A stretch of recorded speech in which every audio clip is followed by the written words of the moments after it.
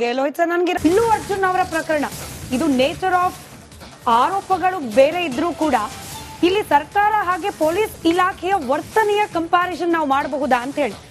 ಅಲ್ಲು ಅರ್ಜುನ್ ಪ್ರಕರಣದಲ್ಲಿ ಇವತ್ತು ಪವನ್ ಕಲ್ಯಾಣ್ ಅವರು ಒಂದು ಸ್ಟೇಟ್ಮೆಂಟ್ ಕೊಟ್ಟರು, ನಟರಾಗಿದ್ರು ಕೂಡ ರಾಜಕಾರಣಿ ಆಗಿದ್ರು ಕೂಡ ಕಾನೂನು ಎಲ್ಲರಿಗೂ ಒಂದೇ ಅಂತ ಹೇಳಿ. ಆದ್ರೆ ಅಲ್ಲು ಅರ್ಜುನ್ ಅವರ ಪ್ರಕರಣದಲ್ಲಿ ಅಲ್ಲಿನ ಸರ್ಕಾರ, ಅಲ್ಲಿನ ಪೊಲೀಸ್ ಇಲಾಖೆ ತೋರಿಸ್ತಾ ಇರುವ ಆ ವೇಗ, ತ್ವರಿತಗತಿಯ ನಿರ್ಧಾರಗಳು ದರ್ಶನ್ ಪ್ರಕರಣದಲ್ಲಿ ನಮ್ಮಲ್ಲಿ ಆಗ್ತಾ ಇಲ್ವಾ? ನೋ ಡೌಟ್ ಅಲ್ಲು ಅರ್ಜುನ್ ಪ್ರಕರಣ ರಾಜಕೀಯಗೊಂಡಿದೆ already. It's a clear cut of classic example of political invasion. ಈ ಪ್ರಕರಣದಲ್ಲಿ ರಾಜಕೀಯ ಲೇಪನ ಆಗ್ಬಿಟ್ಟಿದೆ ಅಲ್ಲು ಅರ್ಜುನ್ ಅವರ ಪ್ರಕರಣದಲ್ಲಿ. ಹಾಗಂದ ಮಾತ್ರಕ್ಕೆ ದರ್ಶನ್ ಅವರ ಪ್ರಕರಣದಲ್ಲಿ ರಾಜಕೀಯ ಹಸ್ತಕ್ಷೇಪ ಇಲ್ವಾ? ನಾವು ಯಾಕೆ ಪ್ರಶ್ನೆ ಕೇಳ್ತಿದ್ದೀವಿ ಅಂದ್ರೆ, ರಾಜಕೀಯ ಹಸ್ತಕ್ಷೇಪದಿಂದ ಯಡಳ್ಳಿ ಅವರೇ ಅಲ್ಲು ಅರ್ಜುನ್ ಅವ್ರ ಪ್ರಕರಣ ಬೇಗ ಬೇಗ ಆಗ್ತಾ ಇದೆ. ಜೈಲಿಗೆ ಹೋಗಿದ್ದು ಬೇಗ, ಬೇಲ್ ಸಿಕ್ಕಿದ್ದು, ಮತ್ತೆ ಅದನ್ನ ಪ್ರಶ್ನೆ ಮಾಡಿದ್ದು ತ್ವರಿತಗತಿ. ಇಲ್ಲಿ ರಾಜಕೀಯ ಹಸ್ತಕ್ಷೇಪದಿಂದ ದರ್ಶನ್ ಅವ್ರ ಪ್ರಕರಣ ವಿಳಂಬ ಆಗ್ತಾ ಇದೆಯಾ ಅಂತ. ಮೇಲ್ಮನವಿ ಸಲ್ಲಿಸ್ತೀವಿ ಅಂತ ಹೇಳಿದ್ದಾಯ್ತು, ಸಲ್ಲಿಸೋದ್ರಲ್ಲಿ ವಿಳಂಬ. ಪರಮೇಶ್ವರ್ ಅವರೇ ಹೇಳ್ಬಿಟ್ರು, ಸೊ ಇದು ಫಾಸ್ಟ್ ಟ್ರ್ಯಾಕ್ ಕೋರ್ಟ್ ಬೇಕಾದ್ರೆ ನಾವು ಅದಕ್ಕೂ ಕೂಡ ತಯಾರಿದ್ದೇವೆ, ಆಗ್ಲೇ ಇಲ್ಲ. ಈ ವಿಳಂಬವನ್ನ ಗಮನಿಸ್ತಿದ್ರೆ ರಾಜಕೀಯ ಹಸ್ತಕ್ಷೇಪ ದರ್ಶನ್ ಅವ್ರ ಪ್ರಕರಣದಲ್ಲಿ ಇಲ್ವಾ ಅನ್ನೋ ಅನುಮಾನ. ಆರಂಭದಲ್ಲಿ ರಾಜಾರೋಷ ಇತ್ತು. ಆರಂಭದಲ್ಲಿ ಅವರನ್ನ ಅರೆಸ್ಟ್ ಮಾಡಬೇಕಾದ್ರೆ ತಕ್ಷಣ ಮೈಸೂರಿಗೆ ಹೋಗಿ ಅಲ್ಲಿ ಹೋಗಿ ಅವ್ರನ್ನ ಬಂಧಿಸ್ಕೊಂಡು ಕರ್ಕೊಂಡು ಬಂದು ಬಹಳ ಬಹಳ ವೇಗದಲ್ಲೇ ಕೆಲಸಗಳು ಆದವು. ಅವಾಗೆಲ್ಲ ಕಾನೂನಾತ್ಮಕವಾದಂಥದ್ದು. ಅವರನ್ನ ಜೈಲಿಗೂ ಕಳಿಸಿದ್ದಾಯ್ತು. ಇವನ್ ನ್ಯಾಯಾಂಗವೂ ಸಹಿತ ಅವ್ರಿಗೆ ಬೇಲ್ ಕೊಡೋದಿಲ್ಲ ಅಂತ ಹೇಳ್ಬಿಟ್ಟು ಇದರ ಜೈಲಲ್ಲಿ ಹಾಕಿದ್ದಾರೆ. ಜೈಲನ್ನು ಅವರು ಕಾನೂನು ಉಲ್ಲಂಘನೆ ಮಾಡಿದಾಗ ಜೈಲಲ್ಲಿ ಅದನ್ನು ಸಹಿತ ಇದನ್ನೇ ಬದಲಾಯಿಸಿದ್ರು, ಜೈಲನ್ನು ಬದಲಾಯಿಸಿದ್ರು. ಇವೆಲ್ಲವೂ ಸಹಿತ ಆರಂಭ ಹಂತದಲ್ಲಿ ಈ ಕಾನೂನು ಪ್ರಕ್ರಿಯೆನೇ ಹೇಗೆ ಸರ್, ಆರಂಭ ಹಂತದಲ್ಲಿ ಬಹಳ ಬಹಳ ಸ್ಪೀಡ್ ಆಗೇ ಇರುತ್ತೆ. ಆ ನಂತರ ಬರ್ತಾ ಬರ್ತಾ ಏನಾಗುತ್ತೆ, ಇವರು ಯಾವಾಗ ನಮ್ಮ ಲಾಯರ್ ಸಾಹೇಬ್ರು ಎಂಟ್ರಿ ಆಗ್ತಾರೋ ಆ ಸಂದರ್ಭದಲ್ಲಿ ವಾದ ವಿವಾದ ಪ್ರತಿವಾದ ಇವುಗಳು ನಡೀತಾ ವಿಳಂಬ ಆಗ್ತಾ ಹೋಗುತ್ತೆ. ಸೊ ಅಲ್ಲೇನಾಯ್ತು, ಇವರು ನೇರವಾಗಿ ಒಂದು ಕೊಲೆಯ ಪ್ರಕರಣದಲ್ಲಿ ಇನ್ವಾಲ್ವ್ ಆಗಿದ್ರು, ಯಾರು ದರ್ಶನ್ ಅವರು. ಆದ್ರೆ ಅಲ್ಲು ಅರ್ಜುನ್ ನೇರವಾಗಿ ಕೊಲೆ ಮಾಡಿರಲಿಲ್ಲ, ಅವ್ರು ನಿರ್ಲಕ್ಷ್ಯ ವಹಿಸಿದ್ರಲ್ಲೇ. ಸೊ ಅಂದ್ರೆ ಇದಕ್ಕೆ ಎರಡಕ್ಕೂ ಇರ್ತಕ್ಕಂಥ ಡಿಫ್ರೆಂಟ್ ಆಗಿದೆ. ನಾಳೆ ಅಲ್ಲಿರ್ತಕ್ಕಂಥ ಜಡ್ಜು ಸಹಿತ ಅವರಿಗೆ ಯಾವ್ದು ಶಿಕ್ಷೆ ಕೊಡ್ಲಿಕ್ಕೆ ಸಾಧ್ಯತೆಗಳು ಇಲ್ಲ. ಸೊ ಆದ್ದರಿಂದ ಇಲ್ಲಿ ಹಾಗಲ್ಲ, ಇಲ್ಲಿರ್ತಕ್ಕಂಥ ಸಾಕ್ಷಿಗಳಿದಾವಲ್ಲ 250 ಸಾಕ್ಷಿಗಳು, ಸರ್ಕಮ್ಸ್ಟೆನ್ಸಸ್ಗಳು, ಇವುಗಳೆಲ್ಲವನ್ನು ನೋಡ್ತಾ ಇದ್ರೆ ಇವರು ಶಿಕ್ಷೆಗೆ ಅರ್ಹರು ಅಂತ ಹೇಳ್ಬಿಟ್ಟು ಎಲ್ಲರಿಗೂ ಗೊತ್ತಾಗ್ತಕ್ಕಂಥದ್ದು. ನಿಮ್ಮ ಮಾಧ್ಯಮಗಳು ಸಹಿತ ಹಲವಾರು ಸತಿ ಅದನ್ನ ಹೇಳ್ತಾ ಬಂದಿದ್ದಾವೆ, ಜನರಿಗೂ ಗೊತ್ತು, ಅಭಿಮಾನಿಗಳಿಗೂ ಗೊತ್ತಿದೆ. ಸೊ ಅಲ್ಲೂ ಅವ್ರದ್ದು ಏನಾಗಿದೆ ಅಂದ್ರೆ ರಾಜಕೀಯ ಪ್ರಕ್ರಿಯೆ ಎಲ್ಲ ಪ್ರಾರಂಭ ಆಗಿದೆ. ಆದ್ದರಿಂದ ಸ್ವಲ್ಪ ದಿವಸ ವಾದ ವಿವಾದ ಆಗುತ್ತೆ, ಸ್ವಲ್ಪ ದಿವಸ ನಾನು ನೀನು ತೂ ಮೈ ನಡೆಯುತ್ತಾ ಹೋಗುತ್ತೆ ಅದು. ಆದ್ರಿಂದ ಎರಡನ್ನೂ ಕಂಪೇರ್ ಮಾಡೋದಕ್ಕಿಂತ ಹೆಚ್ಚಾಗಿ ಇಲ್ಲಿ ದರ್ಶನ್ ಅವರು ನಿಜವಾಗೂ ಕಂಪೇರ್ ಮಾಡಿದ್ದು ಕೇವಲ ರಾಜಕೀಯ ಹಸ್ತಕ್ಷೇಪದ ಆಯಾಮದಲ್ಲಿ ಮಾತ್ರ. ನೇಚರ್ ಆಫ್ ಕ್ರೈಮು ಬೇರೆ, ಆರೋಪ ಇರೋದು ಬೇರೆ ರೀತಿಯಲ್ಲಿ, ಪೊಲೀಸ್ ಇಲಾಖೆ ಹ್ಯಾಂಡಲ್ ಮಾಡ್ತಿರೋ ಆ ರೀತಿ ಕೂಡ ಬೇರೆನೆ. ಆದ್ರೆ ರಾಜಕೀಯ ಹಸ್ತಕ್ಷೇಪದ ಬಗ್ಗೆ ಪ್ರಶ್ನೆ, ರಾಜಕೀಯ ಹಸ್ತಕ್ಷೇಪ ತ್ವರಿತಗತಿ, ರಾಜಕೀಯ ಹಸ್ತಕ್ಷೇಪ ನಿಧಾನ ವಿಳಂಬನ ಅನ್ನೋ ಪ್ರಶ್ನೆ. ಇಲ್ಲಿಯೂ ಸಹಿತ ಅದು ಹೇಳ್ತಿದ್ದಾರೆ, ಸಣ್ಣ ಎಳೆ ಹೇಳ್ತಾ ಇದ್ದೀನಿ. ದರ್ಶನ್ ಅವರು ಸಪೋರ್ಟ್ ಮಾಡಿದ್ದು ಯಾವಾಗಲೂ ಸಹಿತ ಸುಮಲತಾ ಅವರು ಕಾಂಗ್ರೆಸ್ಸಿನ ವಿರೋಧ ಪಕ್ಷದಲ್ಲಿ ಇರ್ತಕ್ಕಂಥವ್ರು. ಮುನಿರತ್ನ ಅವ್ರಿಗೆ ಇವರು ಕ್ಯಾಂಪೇನ್ ಮಾಡಿದವರು, ಇವರು ಚುನಾವಣಾ ಪ್ರಚಾರ ಮಾಡಿದವರು. ಸೊ ಮುನಿರತ್ನ ಬಹಳ ಈಗ ಯಾರಿಗೂ ಬೇಕಾಗದೇ ಇರತಕ್ಕಂಥ ವ್ಯಕ್ತಿ. ಸೊ ಈ ರೀತಿಯಾದಂಥ ಒಂದು ಇದೆ, ಯಾಕಂದ್ರೆ ಅವರು ಕಾಂಗ್ರೆಸ್ ಪರವಾಗಿರೋದಕ್ಕಿಂತ ಕಾಂಗ್ರೆಸ್ ವಿರುದ್ಧವಾಗಿರ್ತಕ್ಕಂಥವ್ರು ಇತ್ತು. ಈಗ ಕಾಂಗ್ರೆಸ್ ಆಡಳಿತ ಇದೆ, ಆದ್ದರಿಂದ ಇವರನ್ನ ಹೇಗಾದರೂ ಮಾಡಿಬಿಟ್ಟು ಒಳಗಡೆ ತಳ್ಳಬೇಕು ಅನ್ನುವಂಥ ಆಂತರಿಕವಾಗಿರ್ತಕ್ಕಂಥ ಇದು ಆಲೋಚನೆ ಕ್ರಮ ಇರಬಹುದು. ಸೊ ಆದ್ದರಿಂದ ದರ್ಶನ್ ಅವರು ನಿಜಕ್ಕೂ ಸಹಿತ ಸ್ವಯಂಕೃತ ಅಪರಾಧಗಳ ಪುನರಾವರ್ತನೆಗಳಿಂದ ಅವರು ತಮ್ಮ ಕೆಸರಲ್ಲಿ ಸಿಕ್ಕಾಕೊಳ್ಳೋದಿದೆಯಲ್ಲ, ಹಾಗೆ ಇವರು ಬೇಕಾದಷ್ಟು ಲಾಯರ್ಗಳು ಅವ್ರನ್ನ ಮೇಲೆತ್ತಕ್ಕೆ ಪ್ರಯತ್ನ ಮಾಡಿದಷ್ಟು ಅವರು ಸಿಂಕ್ ಆಗ್ತಾನೆ ಇದ್ದಾರೆ. ಅಭಿಮಾನಿಗಳು ಹೇಳ್ತಾನೆ ಇರ್ತಾರೆ, ಆದ್ರೆ ಅಭಿಮಾನಿಗಳಿದಾರಲ್ಲ, ಕಾನೂನನ್ನ ಉಲ್ಲಂಘಿಸಿದವರ ಪರವಾಗಿರ್ತಕ್ಕಂಥದ್ದಿದೆಯಲ್ಲ, ಇದು ಅಭಿಮಾನ ಅಲ್ಲ, ನಿಮ್ದು ದುರಭಿಮಾನ ಅಂತ ನೀವು ಹೇಳ್ತಾನೆ ಬಂದಿದ್ದೀವಿ. ನಿಜ ಡೇವನಿಂದ ಹೇಳ್ತಾನೆ ಬಂದಿದ್ದೀವಿ ಅದನ್ನ ದುರಭಿಮಾನ. ಬ್ರೇಕ್ ಹೋಗೋ ಸಮಯ, ಬ್ರೇಕ್ ಇಂದ ಬಂದ ಮೇಲೆ ಡೆಲಿಬ್ರೇಟ್ ಆಗಿ ಡಿಲೇ ಆಯ್ತಾ ಸುಪ್ರೀಂ ಕೋರ್ಟ್ಗೆ ಮೇಲ್ಮನವಿ ಹೋಗೋ ವಿಚಾರ? ಫಾಸ್ಟ್ ಟ್ರ್ಯಾಕ್ ಕೋರ್ಟ್ ರಚನೆ ಬಗ್ಗೆ ಖುದ್ದು ಗೃಹ ಸಚಿವರೇ ಹೇಳಿದ್ರು ಕೂಡ ಯಾಕೆ ಜಾರಿ ಆಗ್ಲಿಲ್ಲ? ಇಲ್ಲಿ ಬೇಕು ಅಂತಲೇ ಈ ಪ್ರಕರಣವನ್ನ ನಿಧಾನವಾಗಿ ತೆಗೆದುಕೊಂಡು ಹೋಗೋ ಪ್ರಯತ್ನ ಆಗ್ತಿದೆಯಾ?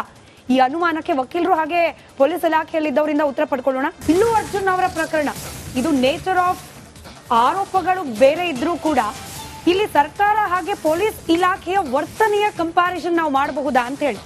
ಅಲ್ಲು ಅರ್ಜುನ್ ಪ್ರಕರಣದಲ್ಲಿ ಇವತ್ತು ಪವನ್ ಕಲ್ಯಾಣ್ ಅವರು ಒಂದು ಸ್ಟೇಟ್ಮೆಂಟ್ ಕೊಟ್ಟರು, ನಟರಾಗಿದ್ರು ಕೂಡ ರಾಜಕಾರಣಿ ಆಗಿದ್ರು ಕೂಡ ಕಾನೂನು ಎಲ್ಲರಿಗೂ ಒಂದೇ ಅಂತ ಹೇಳಿ. ಆದ್ರೆ ಅಲ್ಲು ಅರ್ಜುನ್ ಅವರ ಪ್ರಕರಣದಲ್ಲಿ ಅಲ್ಲಿನ ಸರ್ಕಾರ, ಅಲ್ಲಿನ ಪೊಲೀಸ್ ಇಲಾಖೆ ತೋರಿಸ್ತಾ ಇರುವ ಆ ವೇಗ, ತ್ವರಿತಗತಿಯ ನಿರ್ಧಾರಗಳು ದರ್ಶನ್ ಪ್ರಕರಣದಲ್ಲಿ ನಮ್ಮಲ್ಲಿ ಆಗ್ತಾ ಇಲ್ವಾ? ನೋ ಡೌಟ್ ಅಲ್ಲು ಅರ್ಜುನ್ ಪ್ರಕರಣ ರಾಜಕೀಯಗೊಂಡಿದೆ already. It's a clear cut of classic example of political invasion.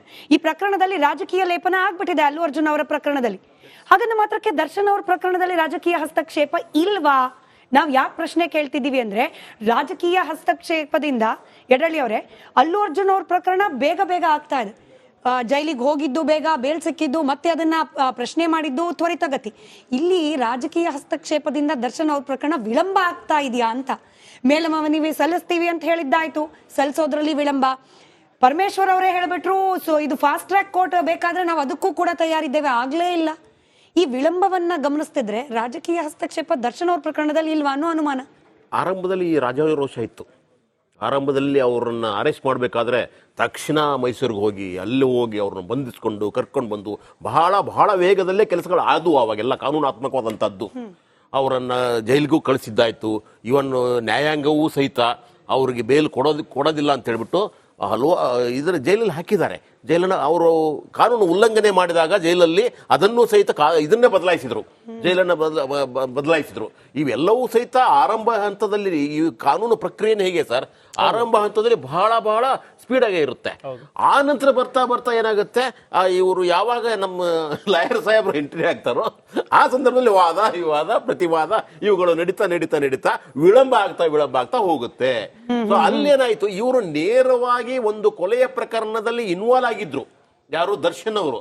ಆದ್ರೆ ಅಲ್ಲು ಅರ್ಜುನ್ ನೇರವಾಗಿ ಕೊಲೆ ಮಾಡಿರಲಿಲ್ಲ, ಅವ್ರು ನಿರ್ಲಕ್ಷ್ಯ ವಹಿಸಿದ್ರಲ್ಲೇ.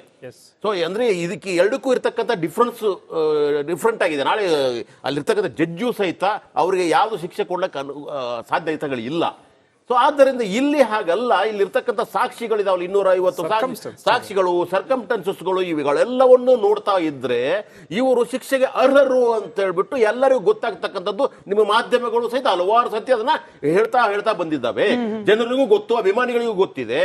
ಸೊ ಅಲ್ಲೂ ಅವ್ರದ್ದು ಏನಾಗಿದೆ ಅಂದ್ರೆ ರಾಜಕೀಯ ಪ್ರಕ್ರಿಯೆ ಎಲ್ಲ ಪ್ರಾರಂಭ ಆಗಿದೆ. ಆದ್ದರಿಂದ ಸ್ವಲ್ಪ ದಿವಸ ವಾದ ವಿವಾದ ಆಗುತ್ತೆ, ಸ್ವಲ್ಪ ದಿವಸ ನಾನು ನೀನು ತೂ ಮೈ ನಡೆಯುತ್ತಾ ಹೋಗುತ್ತೆ ಅದು. ಆದ್ರಿಂದ ಎರಡನ್ನೂ ಕಂಪೇರ್ ಮಾಡೋದಕ್ಕಿಂತನೂ ಹೆಚ್ಚಾಗಿ ಇಲ್ಲಿ ದರ್ಶನ್ ಅವರು ನಿಜವಾಗೂ ಕಂಪೇರ್ ಮಾಡಿದ್ದು ಕೇವಲ ರಾಜಕೀಯ ಹಸ್ತಕ್ಷೇಪದ ಆಯಾಮದಲ್ಲಿ ಮಾತ್ರ. ನೇಚರ್ ಆಫ್ ಕ್ರೈಮು ಬೇರೆ, ಆರೋಪ ಇರೋದು ಬೇರೆ ರೀತಿಯಲ್ಲಿ, ಪೊಲೀಸ್ ಇಲಾಖೆ ಹ್ಯಾಂಡಲ್ ಮಾಡ್ತಿರೋ ಆ ರೀತಿ ಕೂಡ ಬೇರೆನೆ. ಆದ್ರೆ ರಾಜಕೀಯ ಹಸ್ತಕ್ಷೇಪದ ಬಗ್ಗೆ ಪ್ರಶ್ನೆ, ರಾಜಕೀಯ ಹಸ್ತಕ್ಷೇಪ ತ್ವರಿತಗತಿ, ರಾಜಕೀಯ ಹಸ್ತಕ್ಷೇಪ ನಿಧಾನ ವಿಳಂಬನ ಅನ್ನೋ ಪ್ರಶ್ನೆ. ಇಲ್ಲಿಯೂ ಸಹಿತ ಅದು ಹೇಳ್ತಿದ್ದಾರೆ, ಸಣ್ಣ ಎಳೆ ಹೇಳ್ತಾ ಇದ್ದೀನಿ. ದರ್ಶನ್ ಅವರು ಸಪೋರ್ಟ್ ಮಾಡಿದ್ದು ಯಾವಾಗಲೂ ಸಹಿತ ಸುಮಲತಾ ಅವರು ಕಾಂಗ್ರೆಸ್ಸಿನ ವಿರೋಧ ಪಕ್ಷದಲ್ಲಿ ಇರ್ತಕ್ಕಂಥವ್ರು. ಮುನಿರತ್ನ ಅವ್ರಿಗೆ ಇವರು ಕ್ಯಾಂಪೇನ್ ಮಾಡಿದವರು, ಇವರು ಚುನಾವಣಾ ಪ್ರಚಾರ ಮಾಡಿದವರು.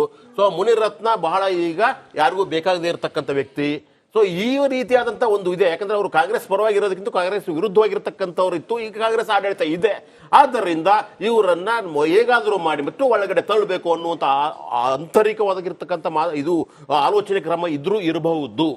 ಸೊ ಆದ್ದರಿಂದ ದರ್ಶನ್ ಅವರು ನಿಜಕ್ಕೂ ಸಹಿತ ಸ್ವಯಂಕೃತ ಅಪರಾಧಗಳ ಪುನರಾವರ್ತನೆಗಳಿಂದ ಅವರು ತಮ್ಮ ಕೆಸರಲ್ಲಿ ಸಿಕ್ಕಾಕೊಳ್ಳೋದಿದೆಯಲ್ಲ, ಹಾಗೆ ಇವರು ಬೇಕಾದಷ್ಟು ಲಾಯರ್ಗಳು ಅವ್ರನ್ನ ಮೇಲೆತ್ತಕ್ಕೆ ಪ್ರಯತ್ನ ಮಾಡಿದಷ್ಟು ಅವರು ಸಿಂಕ್ ಆಗ್ತಾನೆ ಇದ್ದಾರೆ.